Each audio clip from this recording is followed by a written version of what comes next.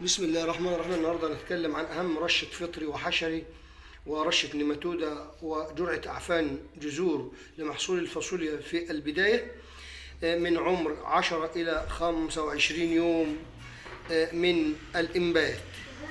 تطهير التقاوي بالمبيدات الفطريه اول شيء مثل السيفيونات المسال 85% محببه او ناعمه. بعد من 10 15 يوم طبعا من الزراعة جرعة أعفان الجذور مثل كبريتات النحاس 2 كيلو للفدان أو اكسكلور النحاس 2 كيلو للفدان أو برمنجانات البوتاسيوم من ربع لنص كيلو للفدان.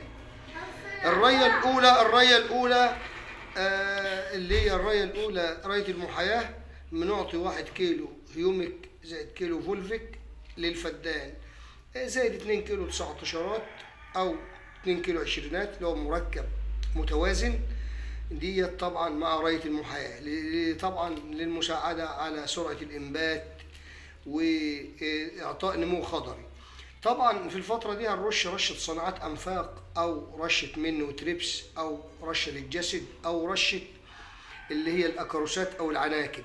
طبعا بنجيب مادة أبامكتين بنزوات مع اللمبادة بودرة 10% وبنخلطهم مع بعض ونرش رشة أو مادة السايبر ميثرين مع الابامكتين او ماده الاسيتامبرايد مع الابامكتين.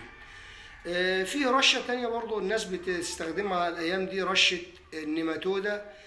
طبعا الفدان يحتاج الى لتر من لتر ل 2 لتر ماده اكزامايل 24% او ماده المينا منفوس. طبعا بنفضل الرش طبعا رش وتسميد.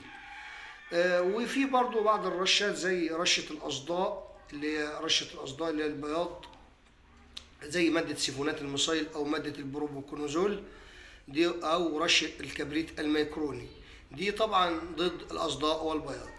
في جرعة طبعا رشة تاني رشة عناصر اللي هي زي عناصر السرة حديد زنك منجنيز نحاس زائد مركب 19 أو عشرينات زائد طحالب بحرية ورش رش.